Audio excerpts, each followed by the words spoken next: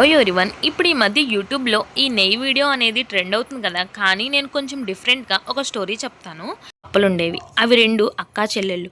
పెద్ద కప్పకి చదువు అంటే అస్సలు ఇష్టం ఉండేది కాదు. కానీ చిన్న కప్పకి చదువు అంటే చాలా ఇష్టం. తను రోజు స్కూల్కి వెళ్తూ ఉండేది. కానీ పెద్ద కప్ప మాత్రం ఇంటి దగ్గర తన ఫ్రెండ్స్తో ఆడుకుంటూ ఉండేది. ఒకరోజు అలా ఆడుకుంటూ ఉండగా వర్షం వచ్చింది. ఆ వర్షంలో ఒక ఇంట్లోకి వెళ్ళేవి. అవి చూడకుండా ఆ ఇంట్లో ఉన్న మజ్జిగ కుండలో పడిపోయాయి.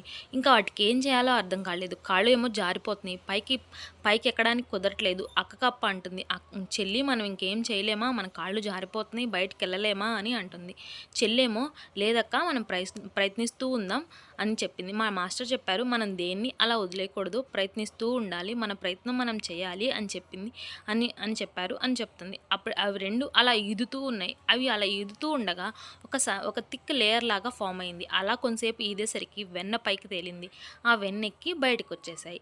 ఇప్పుడు అక్క కప్ప అంటుంది, చెల్లి ఈరోజు నీ తెలివితేటల వల్లే మనం బయటపడ్డాము, చదువుకుంటే ఇన్ని విషయాలు తెలుస్తాయా అని అంది. అవునక్క చదువుకోవాలి మనం, మా మాస్టర్ ఇలాంటి మంచి మంచి విషయాలు చాలా చెప్తారు అని చెప్పింది. ఆ రోజు నుంచి అక్క కప్ప కూడా స్కూల్కి వెళ్ళడం స్టార్ట్ చేసింది. స్టోరీ ఎలా ఉంది? ఇంతకీ నెయ్యి ఇలా ఎర్రగా కాచుకోవాలి. ఇక నాకు 15 డేస్కి 250 గ్రామ్స్